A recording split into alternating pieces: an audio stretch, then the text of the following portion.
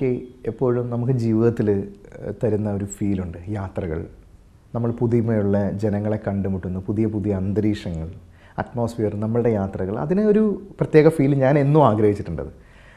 Recording എന്ന് പറയുന്നത് നമ്മളുടെ ഒരു പവർ അല്ലെങ്കിൽ നമ്മളുടെ ഒരു ഫീൽ നമ്മൾ മറ്റുള്ളവർക്ക് പകർന്നു കൊടുക്കാൻ വേണ്ടി നമ്മൾ ക്രിയേറ്റ് ചെയ്യുന്ന നമ്മളുടെ ക്രിയേഷൻ പോയിൻ്റ് മാത്രമാണ്. അതിനേക്കാൾ എനിക്ക് ത്രില്ലിങ് തോന്നിയിട്ടുള്ളത് എപ്പോഴും യാത്രകളും ലൈവ് ഷോസും ജനങ്ങളുമായിട്ടുള്ള ഇൻട്രാക്ഷൻസും ഒക്കെയാണ് ഫീൽ ചെയ്യുന്നത് കൂടുതൽ.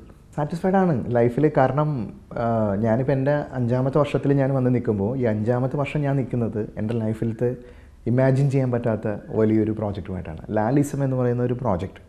അതിൽ 36 വർഷമായിട്ട് മലയാളികളുടെ മനസ്സിൽ നിറസാന്നിധ്യമായ മോഹൻലാൽ എന്ന് പറയുന്ന അതുല്യ പ്രതിഭയുടെ ലൈഫിലൂടെയുള്ള ഒരു യാത്ര അദ്ദേഹത്തോടൊപ്പം. ഇതിനേക്കാൾ വലുത് ഒരു കലാകാരനെ സംബന്ധിച്ച് ഒരു മലയാളി എന്നുള്ള നിലയ്ക്ക് വേറെ ഒന്നും കിട്ടാനില്ല.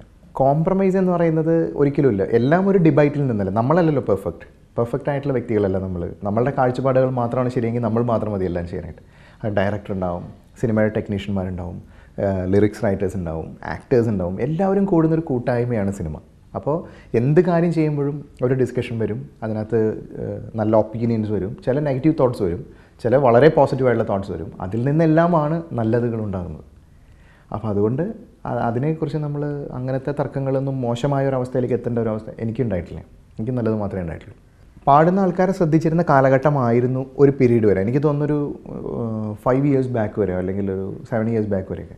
അതിനുശേഷം ഈ റിയാലിറ്റി ഷോസും മറ്റുള്ള കാര്യങ്ങളൊക്കെ വന്നപ്പോൾ ഒരു മ്യൂസിക് ഡയറക്ടർ എന്താണ്, മ്യൂസിക് ഡയറക്ടർക്ക് എന്താണ് ചെയ്യാനുള്ളത്, അദ്ദേഹമാണ് ഈ പാട്ടുകൾ ഉണ്ടാക്കുന്നത്, അല്ലെങ്കിൽ ഈ ക്രിയേഷൻ എന്ന് പറയുന്നത് അവരുടെയാണ്. ഇപ്പോൾ ഇന്ന് ഞാൻ എപ്പോഴും തമാശയ്ക്ക് ചോദിക്കാറുണ്ട്, ഒരു സിംഗറെ സംബന്ധിച്ച് അവർ ഇന്ന് ഒരു പാട്ട് പാടാൻ വരുമ്പോൾ ഇന്ന് രാവിലെ ആ പാട്ട് അവർക്ക് അറിയുമായിരുന്നു. ഇന്ന് രാവിലെ 7 മണിക്ക് അവർക്ക് ആ പാട്ട് അറിയില്ല, പക്ഷേ അവർ 10 മണിക്ക് ആ പാട്ട് പാടും.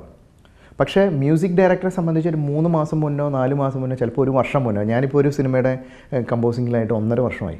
ആ സിനിമ നടക്കാൻ നിവിൻ പോളിയുടെ സിനിമയാണ്, ഷിബു അന്തിക്കാട് ഡയറക്റ്റ് ചെയ്യുന്നത്. എത്രയോ നാളുകൾക്ക് മുമ്പ് ആ പാട്ട്, അതിനകത്തൊരു പാട്ട് നമ്മൾ വെച്ചിരിക്കുന്നത് ഹരിഹരൻ സാർ പാടാനാണ്. അദ്ദേഹത്തിന് ആ പാട്ട് അറിയില്ല ഇപ്പോഴും. പക്ഷേ 1.5 വർഷമായിട്ട് ഞാൻ ആ പാട്ടിനെ ഇമ്പ്രൂവ് ചെയ്ത് അല്ലെങ്കിൽ പല കാര്യങ്ങളും ചെയ്ത് ആ പാട്ടിനോടൊപ്പം ഉണ്ട്. ഈ ഒരു അവയർനെസ് ഇപ്പോൾ കുറച്ച് കാലങ്ങളായിട്ട് ജനങ്ങൾക്ക് കിട്ടിയിട്ടുണ്ടെന്നാണ് നമുക്ക് തോന്നുന്നത്.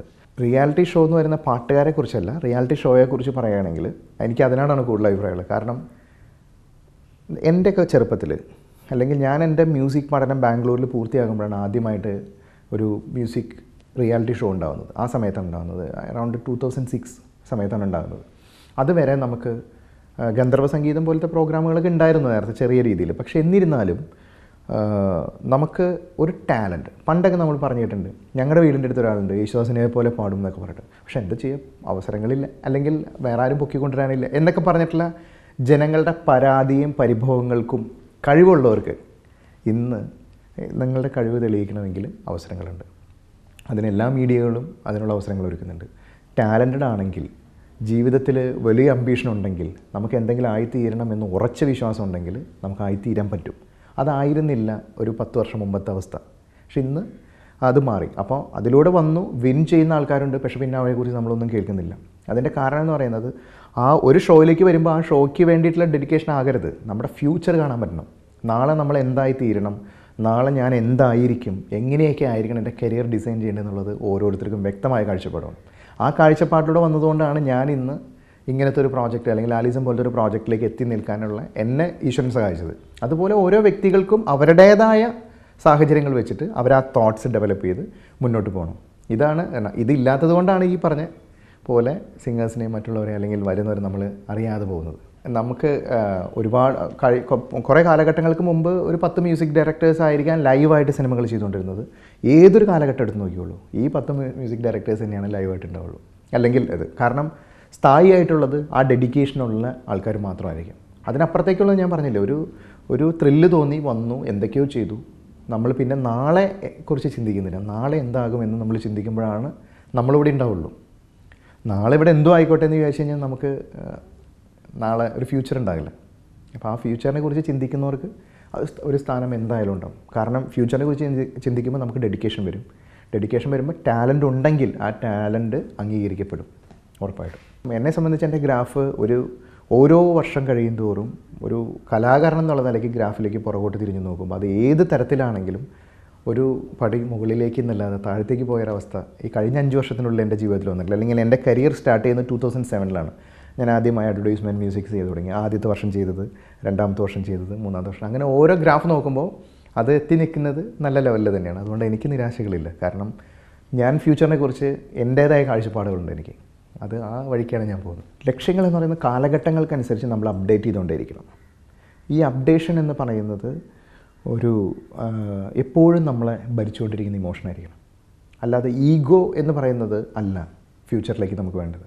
പുതിയ തലമുറകൾ വരുന്ന സമയത്ത് പല സ്ഥലങ്ങളിലുമുള്ള ഒരു പ്രശ്നമാണ്, നമ്മൾ പുതിയ ടാലൻറ്റഡായ പുതിയ ആൾക്കാരുടെ ക്രിയേറ്റീവ് സൈഡ് ആയിരിക്കില്ല 25 വയസ്സുകാരൻ്റെ ചിന്തകളായിരിക്കില്ല 35 വയസ്സുകാരൻ്റെത്, അതായിരിക്കില്ല 45-ലുള്ളത്. സോ നമ്മൾ എപ്പോഴും എന്തൊരു കാര്യത്തെയും ഏറ്റവും കൂടുതൽ ട്രെൻഡാക്കി മാറ്റുന്നത് യുവതലമുറയാണ്.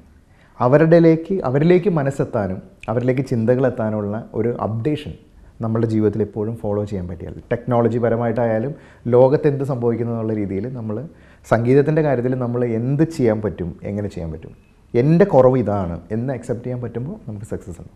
അപ്കമിങ് പ്രോജക്റ്റ് എന്ന് പറഞ്ഞു കഴിഞ്ഞാൽ ഇനിയിപ്പോൾ ഷിബു അന്തിക്കാട് ഡയറക്റ്റ് ചെയ്യുന്ന നിവിൻ പോളി സിനിമയാണ് മലയാളത്തിലുള്ളത്.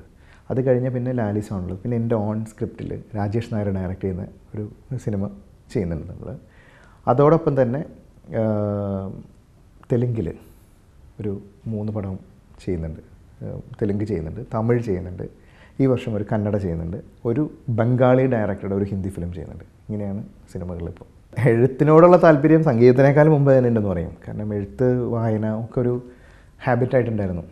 കുഞ്ഞു കുഞ്ഞു കവിതകളും കാര്യങ്ങളൊക്കെ എഴുതുന്ന പോലത്തെ ഒരു ശീലം ഉണ്ടായിരുന്നു മുമ്പ്. പക്ഷേ ഇപ്പോൾ അത് കുറച്ചുകൂടെ സീരിയസ് ആയിട്ട് ഒരു സിനിമയിലേക്ക് എത്തി. അത് ഞാൻ ചെയ്യുന്ന പാട്ടുകൾ പോലത്തെ സിനിമയായിരിക്കില്ല, ഒരു ആക്ഷൻ ഓറിയൻറ്റഡ് ആയിട്ടുള്ള വളരെ കുറച്ച് വയലൻ്റൊക്കെ ആയിട്ടുള്ള സിനിമയാണ്. പാട്ടുകൾ ചെയ്യുമ്പോൾ എപ്പോഴും വളരെ സോഫ്റ്റ് ആയിരുന്നു. പക്ഷേ ഈ സിനിമ, ആദ്യത്തെ സിനിമ ചെയ്യാൻ പോകുന്നത് കുറച്ച് ആക്ഷൻ ഓറിയൻറ്റഡ് ആയിട്ടുള്ളൊരു സിനിമയാണ്.